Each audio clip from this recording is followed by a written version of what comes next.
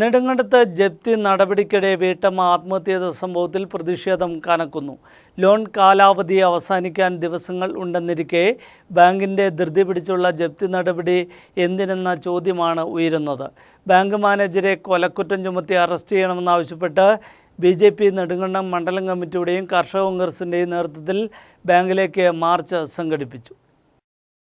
നെടുങ്കണ്ടത്ത് ജപ്തി നടപടിക്കിടെ വീട്ടമ്മ ആത്മഹത്യ ചെയ്ത സംഭവത്തിൽ പ്രതിഷേധം ശക്തമാവുകയാണ്.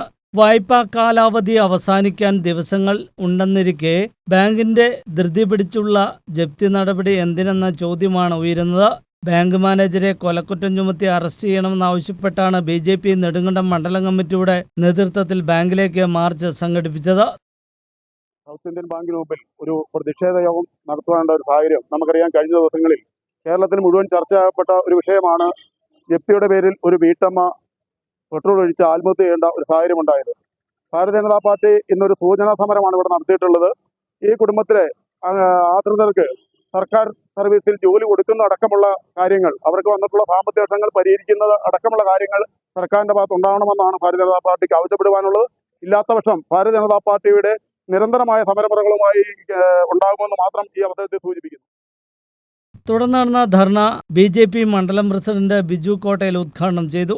മരിച്ച ഷീബയുടെ കുടുംബത്തിലെ ഒരാൾക്ക് സർക്കാർ ജോലി നൽകണമെന്നും കുടുംബത്തിന്റെ ബാധ്യത സർക്കാർ ഏറ്റെടുക്കണമെന്നും BJP നേതാക്കൾ ആവശ്യപ്പെട്ടു.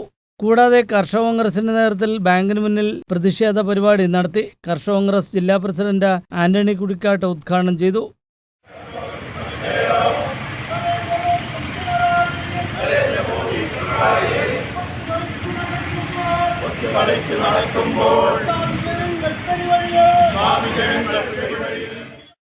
വരും ദിവസങ്ങളിൽ വിവിധ സംഘടനകൾ ബാങ്കിന് മുന്നിൽ പ്രതിഷേധ പരിപാടികൾക്ക് ആഹ്വാനം ചെയ്തിട്ടുണ്ട്. കഴിഞ്ഞ ദിവസം മൃതദേഹവുമായി ബാങ്കിന് മുന്നിൽ പ്രതിഷേധം നടന്നിരുന്നു.